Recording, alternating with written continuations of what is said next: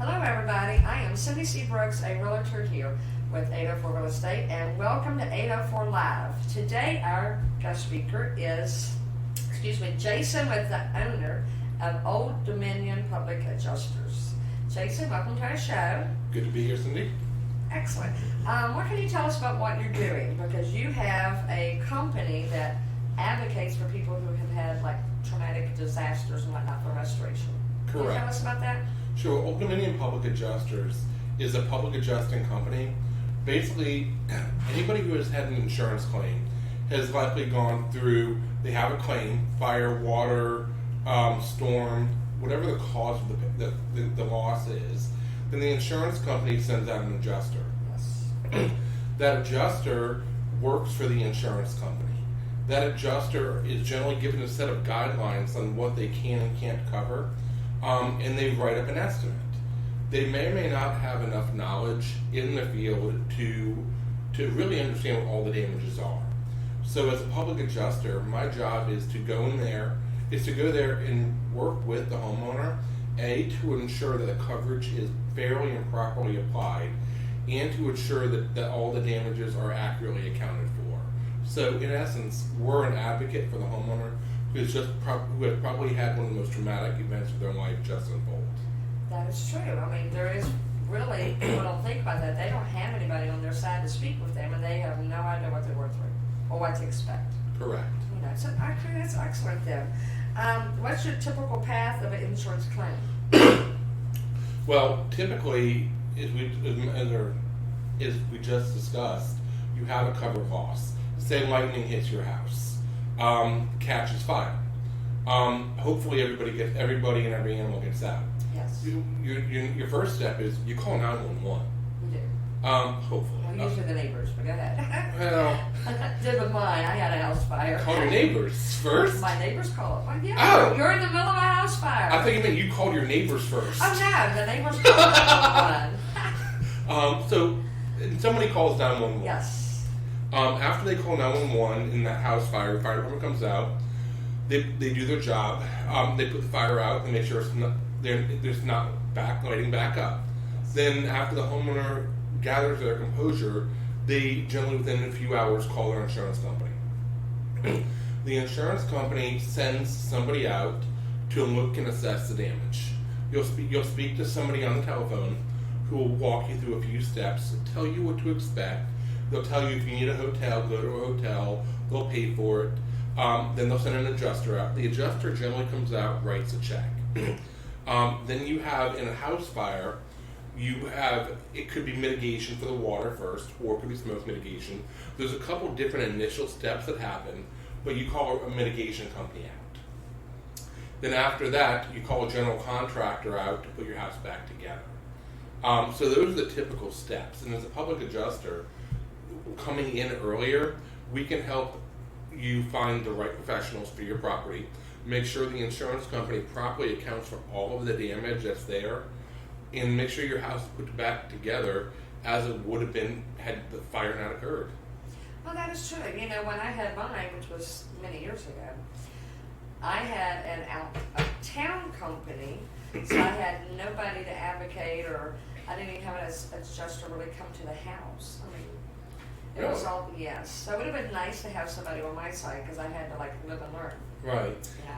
I had never been around contractors at that point, and I had to pick out a contractor to literally rebuild from the foundation up. Yeah. So you had to trust somebody that you didn't know. You had a check you didn't know what to do with. Yes. And you had somebody that you hoped would do the right thing for your property and not for their bottom line. And I got burned, and then I had to start all over again. With the house fire or with the claim? That's true. That was a good one. Yeah, because I picked out the wrong contractor. You know, it was something that you're not used to. Yeah. You're asking me to go do rebuild a $180,000 house, and you've never done that. Like, really? And they want the layperson to do that? I could do it now. I couldn't do it when I was 30. Well, I did do it, but I just didn't do it correctly the first time. And through multiple experiences, both on the construction side, the real estate side, and the public adjusting side, the public, you may go through one insurance plan in your life if you're unlucky. Yes. I've been involved, not as the first party, but I've been involved in dozens and dozens of them. So we have the network and we have the experience to help get the homeowner through it. Hi, sweetheart. Are there different type of adjusters out there? Yes, there are. There are 3 types. There are staff adjusters, also known as desk adjusters. Hi, sweetie. There are staff adjusters or desk adjusters. They're employees of the insurance company. They're generally the only ones that have the authority to write a check, to acknowledge coverage, or to acknowledge damage. Okay, but aren't they like, they're working for the insurance Correct. company, so they're going to give you the very least they can, correct? Or am I looking at that wrong? It depends, and like, I'll save you $1 million in legal fees. I'll tell you what every attorney will tell you. It depends. Gee, how cute. Okay. So a desk adjuster is an employee for that insurance company. His job his job by definition is to bring you back to pre-loss condition. Okay. But now they generally have guidelines they have to follow to do that. Now those guidelines typically revolve around money. Of course.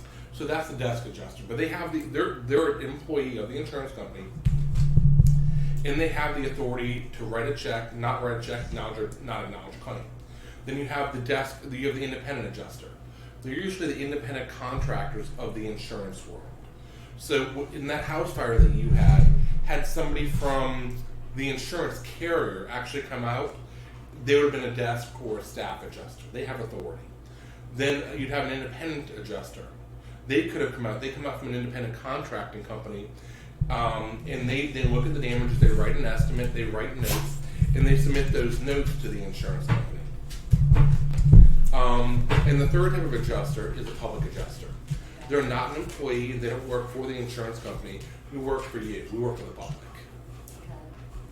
Okay, well that's excellent then. Because I mean, things happen and you're expecting a layperson to understand and navigate all that.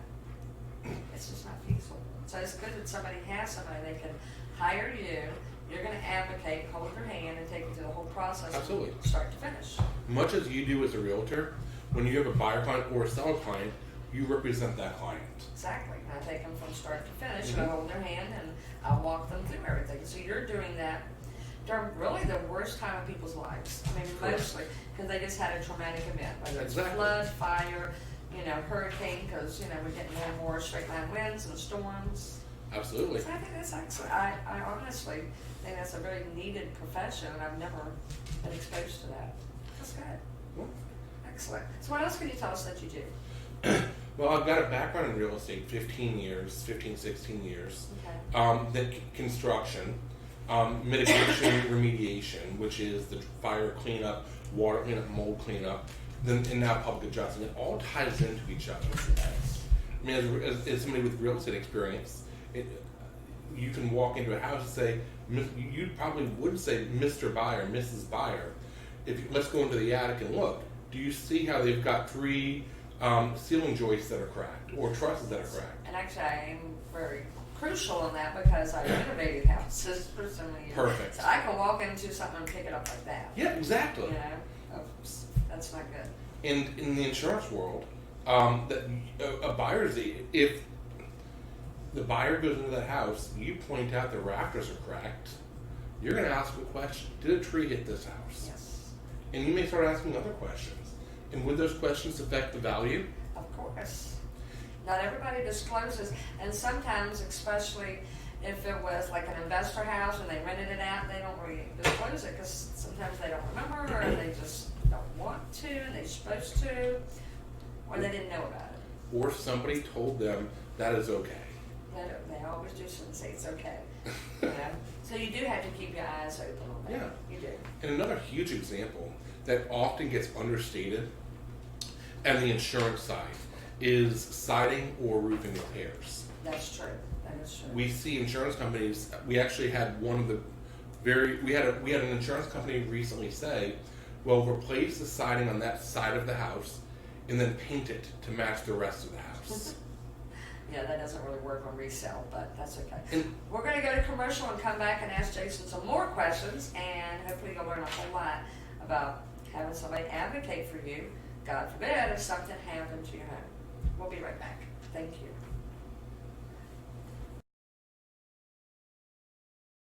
I'm Bethany Rolando, your RVA Realtor. Check out our show 804 Real Estate Live every Monday night on Facebook Live at 7 and every Wednesday morning at 5 a.m. right here on the CW Richmond.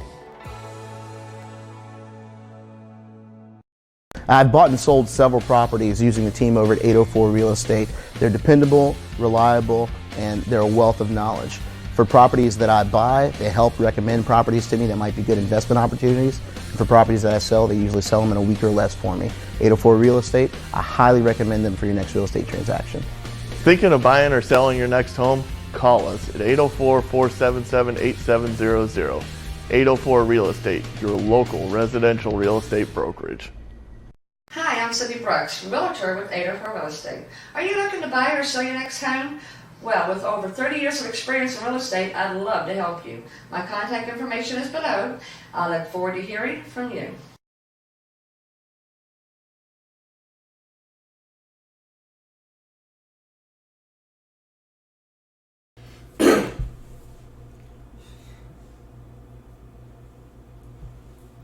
Hello everybody, welcome back. I'm Cindy Brooks, a realtor here at 804, and welcome back to 804 Live. We're with Jason, who is a public adjuster with Old Dominion Public Adjusters, and he advocates for people who unfortunately have had terrible disasters, fire, water damage, whatever, and he walks you through your claim process. So Jason, what else can you tell us about it? How does a public adjuster get paid? there are generally three ways a public adjuster gets paid. A percentage of new money. Thank you. Percentage of new money, which means if the insurance company underpays your claim, we get a percentage of the difference. Okay. We can get paid hourly, or we can get paid on a flat fee basis. We assess our fees based on our evaluation of the case. Oh, okay. Well, actually, that sounds pretty fair then. It should be a win-win. Well, it is, and it's unfortunate that everybody has to have an advocate, but when you're up against an insurance company, they want to put you whole. At least that's their job. But sometimes corners can get cut, so you don't want that. Sometimes it's inadvertent; those corners are cut inadvertently for some lack of knowledge, Yes. or sometimes it's structured. Yeah, that is true. I mean, we've had a couple claims, within my little family, and it does happen. Sometimes does. you get, because most insurances are not in your state, or not only in your state, they're just not in your community. So you're going to have somebody usually out of town. Right. So all of us have those adjusters out of town. It's hard to get a hold of, hard to communicate. We know they have, probably 100 going at one time, and you're trying to get that person's attention and say, I haven't seen a contractor, or I haven't seen this person for 4 weeks. What can you do? And sometimes you have to make those classroom. And one of you just mentioned talking to the insurance adjuster and saying you haven't seen the contractor. Yes. The insurance companies often give you a list of contractors if you ask. They do. And their contractor becomes your contractor when there's a problem. Yes. Anytime it's a problem, it's your problem. You got it. And that's when you can't get hold of anybody. So it would be nice to have an advocate at that point. But most people, and John Q. Public doesn't know that. So it's good that they're learning about that tonight, because I honestly did not know professions like yours existed to advocate, for the homeowner. Because that is good. We had to wade through it, always. Okay, if a claim is filed, will my insurance company drop me? That's everybody's worry. And the answer is, it depends. There's a lot more factors to it than simply you had a claim, we're dropping you. You had a claim, we're raising your rates. There is no science or rhyme or reason that I have seen that determines when they will raise your rates, when they'll drop you, when they'll do nothing. I've seen them raise rates because your neighbor had a claim and you haven't. I've seen them drop people for no claims. claims. I've seen them let people with 3 claims still maintain their insurance at the same rate. So there really is no rhyme or reason that I can find. So if we hired you, can they retaliate about me? Raise me? You know? If it could be proven that they did it because you simply because you hired representation, that'd be a great case to take to the state insurance commission. Because I believe that'd be bad faith. I do not believe that they have any good faith basis to penalize you for exercising your rights as afforded to you by the Code of Virginia. Okay. Well, that's good then. How long is the normal amount of time to settle a claim?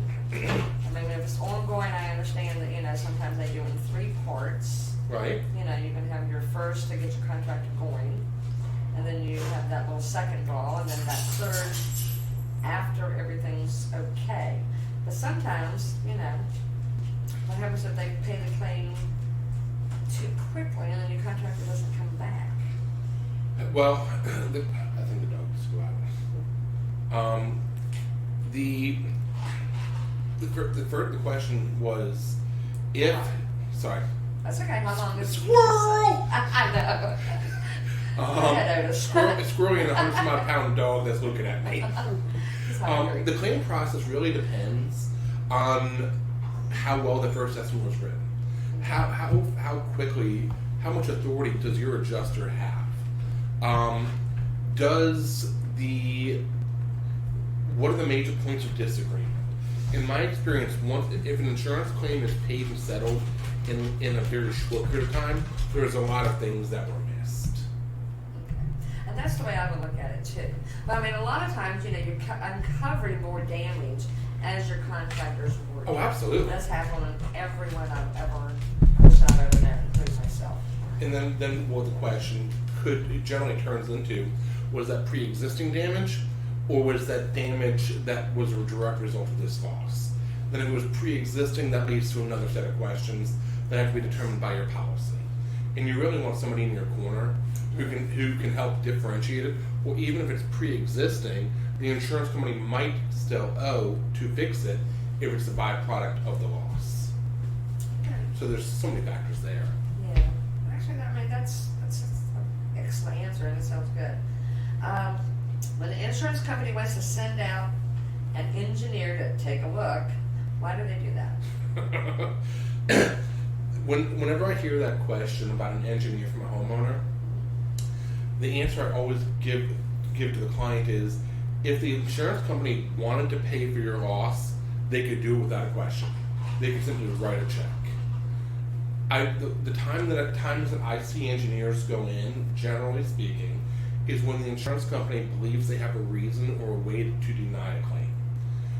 And if I see an engineer's coming in, if I know an engineer, if I'm involved early enough, and I know an engineer's coming in, there are certain steps that we take to try to protect our homeowner from an unscrupulous engineer. Okay, so when you hear the engineer word, that's flags. That, to me, is a red flag. That's a clear red flag. Okay. Okay, does the insurance company owe me for something better than I had? That's something. That's the reason that question gets asked is on the Richmond Biz Sense article we did. I made a comment: the insurance company owes you for what you had or better. Okay. And thank you for the opportunity to clarify that statement. Because I'm just supposed to put you whole, but Yeah. at the same time, like my insurance company says, it will. Like, okay, my house was built in like 1988. Right. So I have that, whatever it's called, where you go up to like 2019 utility, Right. Appliances. I would have to go buy something from 1988. What you're talking about is an RCV policy. The betterment I was referring to is if you have laminate countertops, the insurance company owes you. The insurance company owes you for laminate countertops. Okay. They're not going to pay for granite. There are other aspects, We want granite. and we can hit that after the commercial break. Okay, I'm going to say, we're going to go to commercial, we're going to talk about that, because I want granite. Okay, everybody, we're going to go to commercial, we're going to come back with Jason, and then we want granite if something terrible happens. Thank you, so we'll be right back.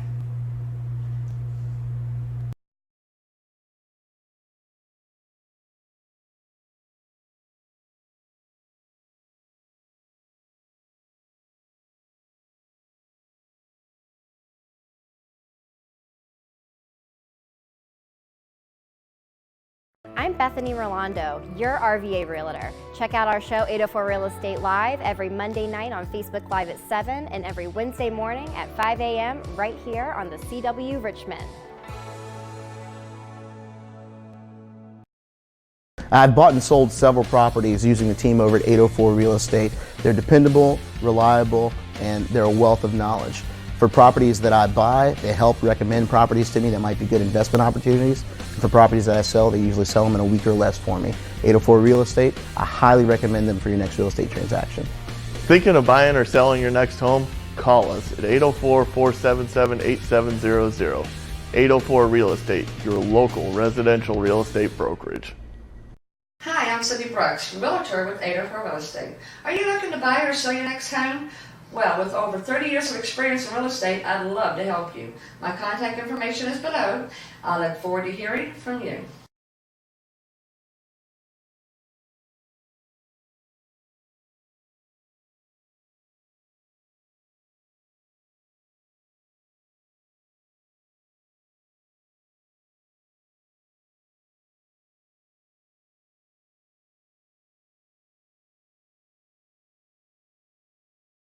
A consumer may not be treated fairly by the insurance company.